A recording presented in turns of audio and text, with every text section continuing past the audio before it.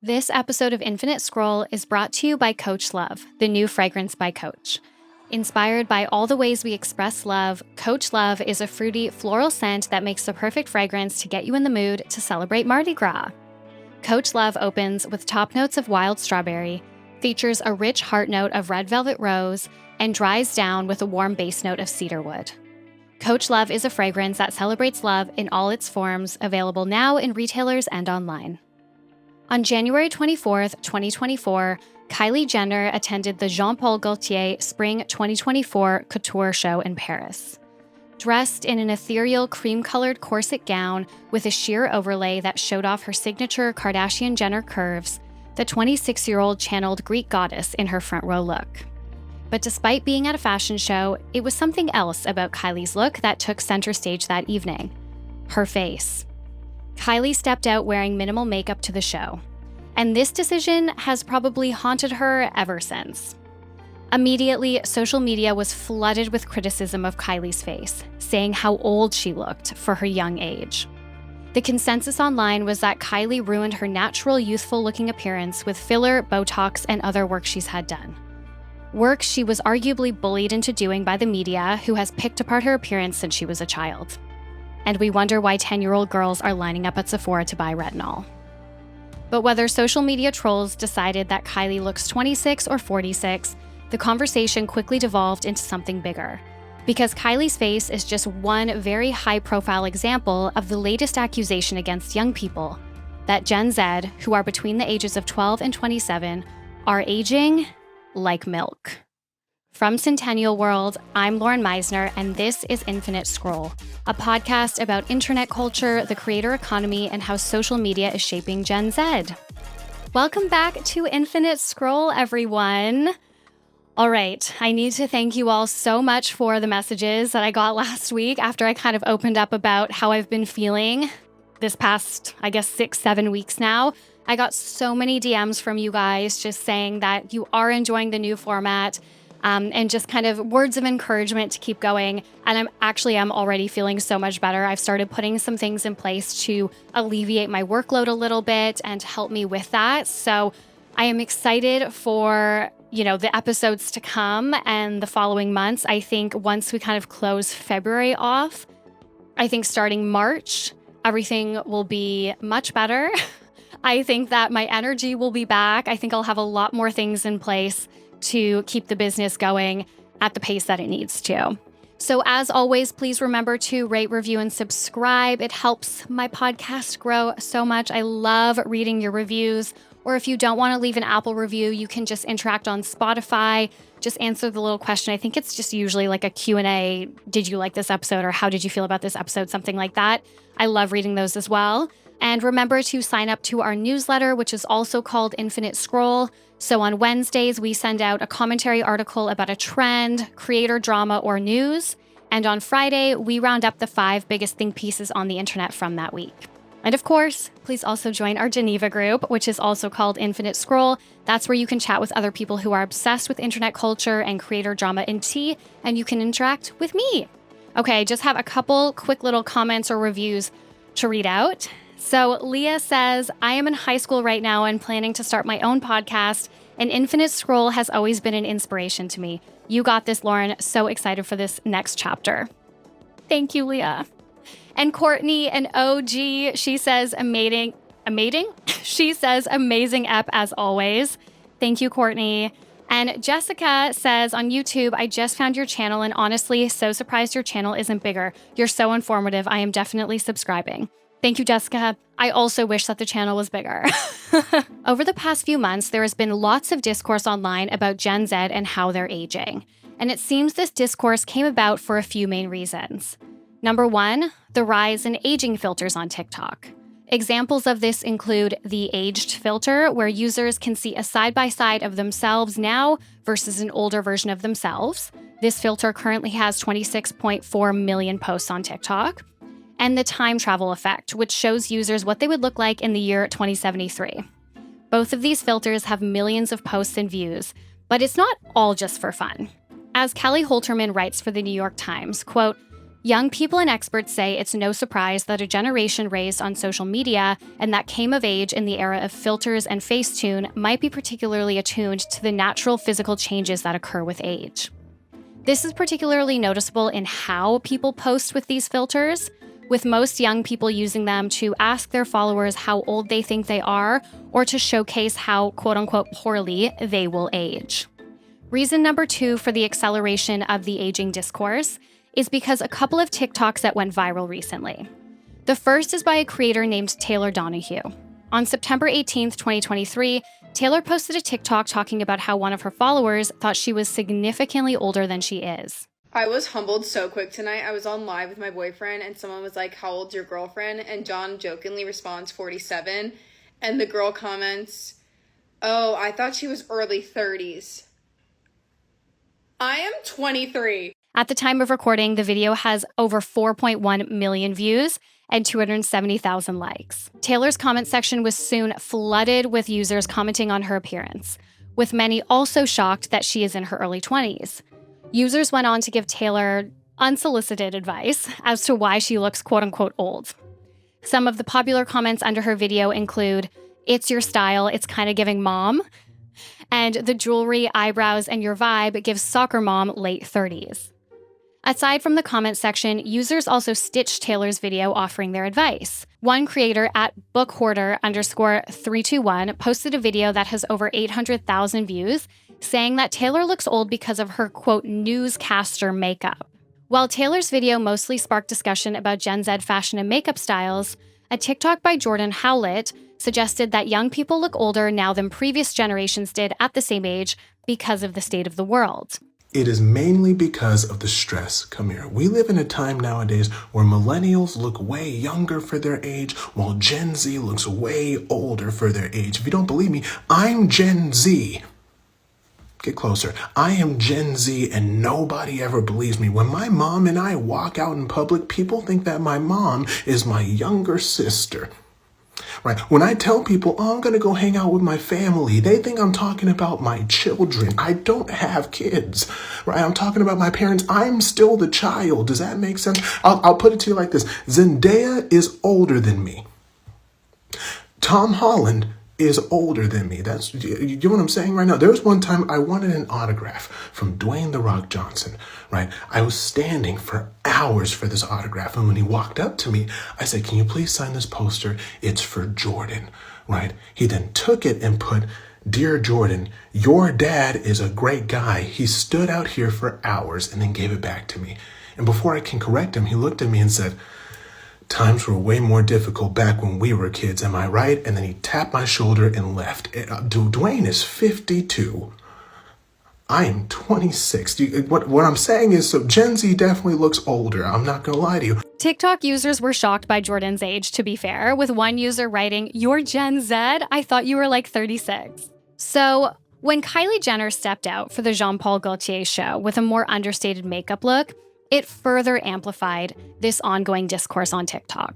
Now, we can't explore the concept of aging in the digital age without discussing Instagram face and how this phenomenon has impacted young people. According to Wikipedia, quote, "Instagram face is a social trend for women to adjust their features to conform to a single template, either by applying filters to their photographs on social media or via cosmetic surgery. The template face is young, with poreless, unwrinkled skin and plump, high cheekbones. It has cat-like, uplifted eyes and long lashes. It has a small, symmetrical nose and lush lips. It has a blank expression. The face is exotic but distinctly white, and ambiguously ethnic. The face has been described as, quote, well-tanned with South Asian brows and eye shape, African-American lips, Caucasian nose, and a Native American or Middle Eastern cheeks. Basically, everyone is getting the same tweakments to their face to suit this aesthetic, and it's making everyone look the same, hence Instagram face. The popularity of Instagram face coincided with the heyday of Instagram influencers around the early to mid-2010s. And there are conflicting opinions on why Instagram face became the go-to aspirational beauty standard of our time. One opinion is that this combination of features really stands out in photography, which is why so many influencers aspire to have it. Another opinion is that many of the most popular early Instagram influencers had this look already, and therefore it became desirable. It's hard to know what came first, basically, the chicken or the egg. But what we do know is that many of the world's biggest influencers helped perpetuate this trend, most notably the Kardashians. Now, there's not enough time in the world to express how damaging the Kardashians have been to the female beauty standard, and that is something that I have personally grappled with a lot, being a fan of their show and enjoying watching their lifestyle. They are so surgically enhanced, they're so filtered, and they're so edited that they're often compared to cyborgs or Uncanny Valley. The interesting thing here, though, is while the Kardashians may have played a huge role in perpetuating Instagram face, I believe they're also the victims of this trend. I don't think the Kardashians set this facial beauty standard. I think they got a lot of enhancements when the Instagram face trend was in its early days. Because the thing is, Instagram face as an aesthetic is not necessarily a new beauty standard. I know we like to blame the beauty standards of today largely on social media, influencers, and specifically the Kardashians, but I do think people forget how unrealistic and toxic beauty standards have always been. For example, when I was 12 years old, Angelina Jolie was the beauty standard. I vividly remember magazines and entertainment news television programs analyzing her face and discussing how amazing her lips were. I would also argue that Instagram face is actually largely modeled after Angelina Jolie's face. She has the OG Instagram face. She kind of is the blueprint for real. But ever since I was that age, I have wanted lip filler. And this was before Instagram, before the Kardashians had a show, and before Kylie Jenner had lip filler. I used to roll up little pieces of toilet paper and place them between my lip and my gums to push my lips out to make it look like I had lip filler. I know that is super depressing to hear, but when I was a preteen, all I did was look at magazines and wish I looked like those celebrities. And that is not so different from what preteens are doing and looking at on social media now. This is not to discount the negative impact the Kardashians have had on young women and the beauty standard, but I feel like there is a lot of missing context from the conversation when we talk about their influence and trends like Instagram face. It did not exist in a vacuum. With Instagram face in mind, because the whole vibe of Instagram face will come up a lot throughout the rest of this episode, so keep it in mind. Let's explore the main arguments for why Gen Z is allegedly aging rapidly. The first thing I want to discuss is the death of the tween. We did an entire episode on this with Taylor Lorenz last year on the fact that really, tween culture has died. With the rise of social media, it feels like there is no longer that middle space to bridge the gap between childhood and adolescence. In our episode with Taylor, we bring this shift back to the culture that social media has fostered. When young people are exposed to aspirational influencers who are 5 or 10 or even 15 years older than them, they want to become like them. They want to dress 5 or 10 or 15 years older than their age, and they want to use adult skincare and adult makeup techniques and to buy adult products. As a result, there has been a tangible decline in tween-specific shops, products, and styles, because they basically stopped being in demand. Psychologist Ash King told Annabelle Ben-David for Centennial World, quote, "The tween period of human development is a unique and at times challenging one, as it signals the point at which children begin to become interested in forging their own identity as separate from their family unit. While they're not yet in the full thrall of adolescence, they might begin to be curious about who they are, what they value, and how they wish to be perceived by others. Now, it seems that tweenhood has blended with teenagehood, and I would also argue that teenagehood is starting to blend with young adulthood. This is extremely different from the 90s and the early 2000s, where there seemed to be a distinct tween experience, with content, magazines, and shops catering to this demographic. As Annabelle Ben-David wrote for Centennial, quote, "We have seen just about anything tween-focused suffer in recent years. Iconic tween shops like Justice and Claire's have filed for bankruptcy, not to mention the many old-school teen magazines, such as Elle Girl and Cosmo Girl, that have ceased publication entirely." Most recently, this discussion gained traction after TikTok users started questioning why tweens are obsessed with Sephora. Tell me how. I went to Sephora yesterday and there was like a whole bunch of like little 10, 12-year-old girls, little preteen girls, getting Drunk Elephant, Charlotte Tilbury, all of like the super expensive skincare and makeup products. And it got me thinking, I'm here like, wow, like these girls are never gonna get the feeling of like entering womanhood. For me, it went like Claire's, then Ulta, then Sephora. Like I just started shopping at Sephora, a store catering towards an older demographic. In these videos, TikTok users wonder why children, some as young as 10, are coming to Sephora to buy skincare and makeup products from expensive brands like Drunk Elephant, Glow Recipe, and Rare Beauty.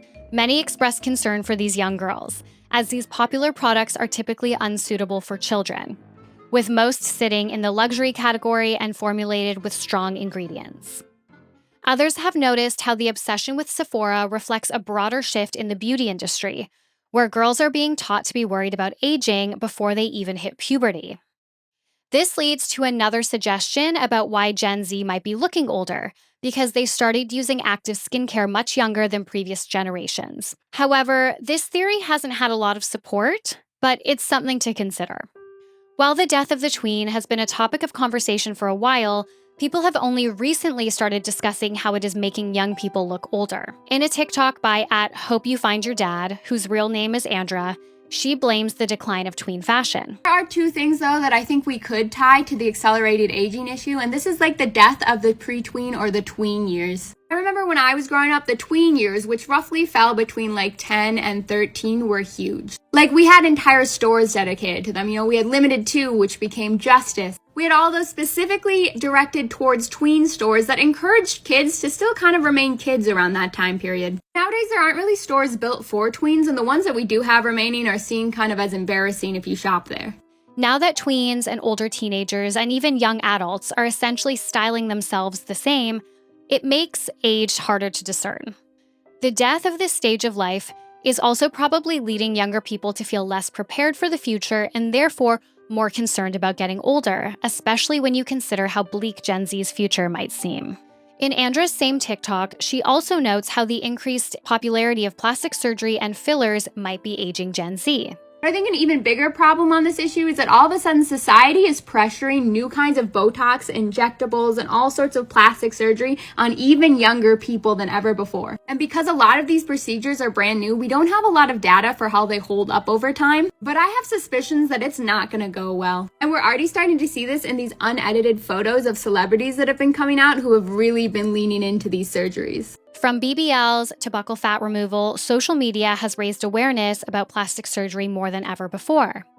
As a result, preventative procedures like baby Botox have become especially popular among young people. According to 2023 data from the market research firm Civic Science, 15% of people ages 18 to 24 have tried non-invasive cosmetic treatments such as Botox injections, dermal fillers, and enzyme peels, the highest percentage of any age group surveyed. An additional 12% of people in this age group said they intend to try it. And just over 1 in 10 people ages 25 to 34 said they've tried such treatments, with 14% of people in this age group saying they intend to try it. For comparison, only 5% of people aged 55 and up said they've tried such treatments, and only 3% said they intend to try it.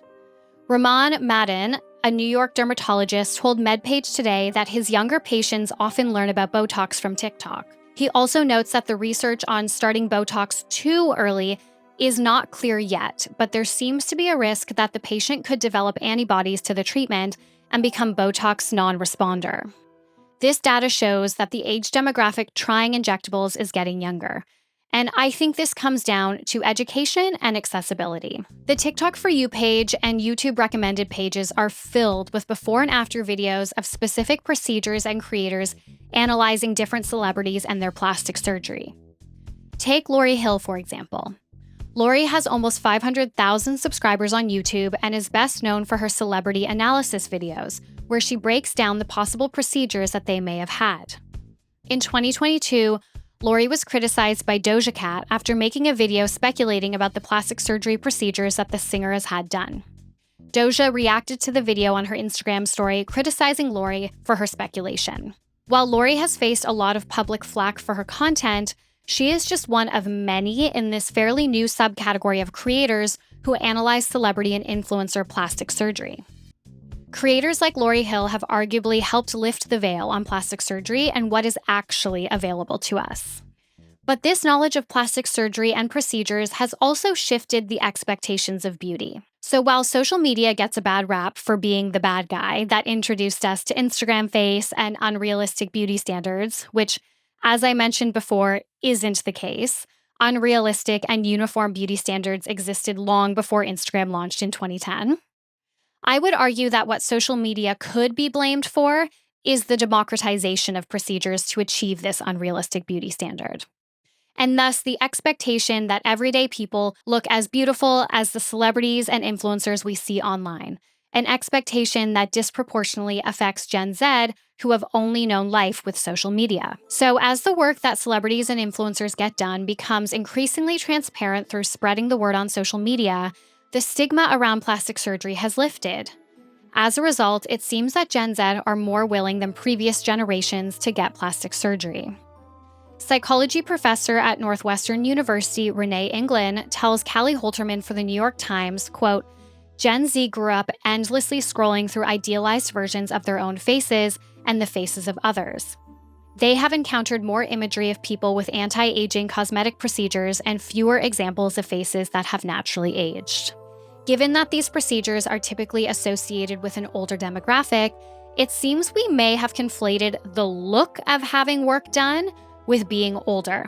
Quote, certainly fillers and Botox can make everyone look the same age. For example, Kris Jenner and Kim Kardashian look like twins in their latest Instagram photos. Professor Meredith Jones at Brunel University for Dazed.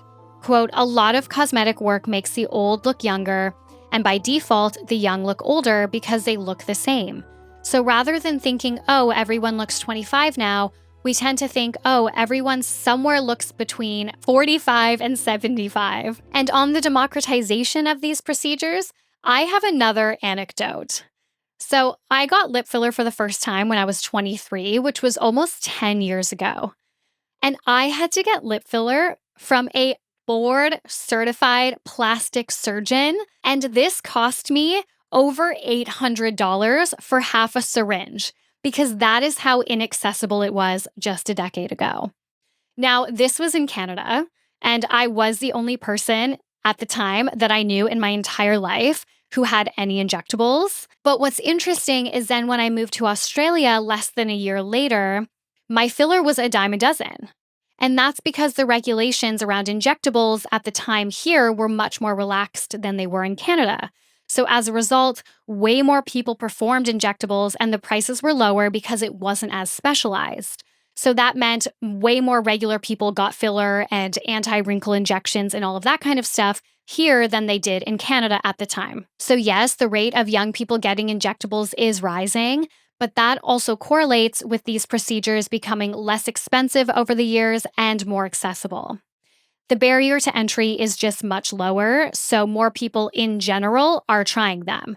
And some of those people, of course, are Gen Z. Because of this accessibility, it's also become more expected that most women have a little something, you know? Having said that, the average Gen Z is probably not getting procedures as much as we are exposed to it while scrolling through social media.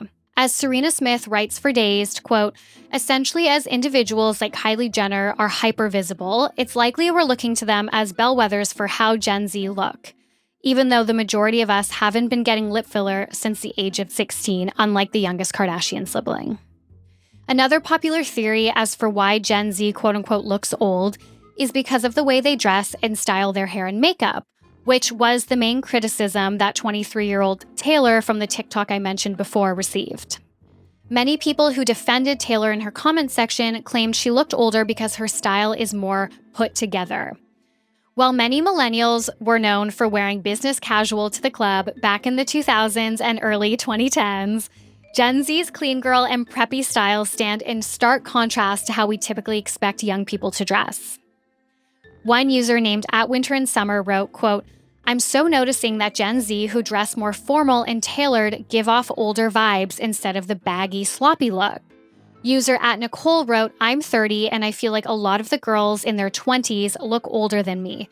Not that they're wrinkly or anything, I think it's just their style. Other TikTok users have noted that Gen Z's penchant for nostalgia makes them seem older. The fast-paced trend cycle has made it that something from almost every decade is in fashion, where Gen Z tends to draw on many different eras. Often, these are nostalgic styles that millennials associate with older generations. As Kelsey Weekman writes for In the Know, quote, "There has long been a rule in fashion that declares all popular styles must go from being trendy and outdated to trendy again over the course of 20 years. The so-called 20-year rule controlled the trend cycle for decades, until TikTok took over. Since the COVID-19 pandemic began and TikTok usage increased 180% among 15 to 25-year-olds, we've seen fashion from the 60s, the 70s, the 80s, the 90s, Y2K, and the 2010s, Tumblr era, come back in style. Those are a lot of trends to cram into a measly 2-year period. As young people of any generation tend to be the cohort that create and adopt trends, the accelerated trend cycle thanks to TikTok means that Gen Z is wearing styles older generations wore not that long ago. And many of us still associate these styles with how boomers or Gen X or millennials dressed in their youth. And when we see those styles now, it can feel like an older person who is just stuck in a trend they loved from their youth. Kind of like when you see an older person with an 80s perm these days. You know that they found that style in the 80s and they haven't changed their hair since. Or a more recent example would be Y2K. If you saw someone wearing Uggs just a couple of years ago, that would feel really dated, and you would assume that was a millennial who was still holding on to the trends of their teenage years. Now, Uggs are unironically back in style, but if you're not keeping up with the micro trends that happen so quickly among youth culture now, an older person might look at Gen Z wearing Uggs and assume that they're a dated millennial. TikTok user at Jordan T. Alexander explains, quote, "I think it is because y'all look like y'all's moms." A lot of fashion that is really popular today, especially the timeless fashion, part of it pulls from the 80s and the 90s. You will see people wearing the same stuff as so many different age ranges like nothing is discerning anymore. And then she goes on to mention that with trends like baggy jeans coming back, they are, quote, "reminiscent of yesteryear, making Gen Z look older." Finally, the prevalence of vaping among Gen Z is often brought up in this aging conversation. According to a November 2022 report from the CDC, 1 in 6 U.S. high school students and 1 in 20 U.S. middle schoolers are using a nicotine product at least once every day, with the vast majority of those nicotine users ingesting it via vaping. So while boomers and Gen X had cigarettes in their youth, Gen Z are vaping. And to be fair, most people that I know my age as a millennial vape too, but I think one of the biggest differences is that I don't really know anyone who smoked or vaped regularly as a teen or a young adult. Vaping really came into the picture in our late 20s. Obviously, I don't need to go into why nicotine use can accelerate aging. It's well documented. But what isn't well documented is the long-term effects of vaping. So I would argue that the jury is out on whether or not vaping is actually making Gen Z look older, especially because you don't usually see those signs of aging so quickly. It's also important to note that Gen Z does do a lot of good things that would prevent aging that previous generations of young people didn't. Like they wear sunscreen, they don't do tanning beds nearly as much, they stay hydrated, and they also drink a lot less alcohol. So obviously there are many opinions out there about why Gen Z is apparently aging more rapidly than previous generations. But at the end of the day, is this even really true? Are Gen Z actually aging like quote-unquote milk? Well, it wasn't that long ago that there was a viral discussion on Twitter about how boomers and Gen X looked super old as teenagers too. I think the reality is that Gen Z actually is just getting older. The oldest Gen Z is turning 28 this year. And as millennials and even Gen Z themselves have children, the demographic online is getting younger and younger. And therefore, the idea of someone who looks quote-unquote old online is also getting younger. So while I think some of the points we explored might be valid, it's also important for us to remember that the internet is fickle, and more importantly, the internet is not always right. Just because a topic drives viral conversation and churns out think pieces from mainstream media, who, as we know, are desperately trying to stay on the pulse with Gen Z, it doesn't mean that these topics hold any weight at all. Infinite Scroll is a podcast written, produced, and presented by me, Lauren Meisner, for Centennial World. Additional research and reporting is by Annabelle Ben-David. Thank you so much for listening. I love you guys, and I will talk to you next week. Bye.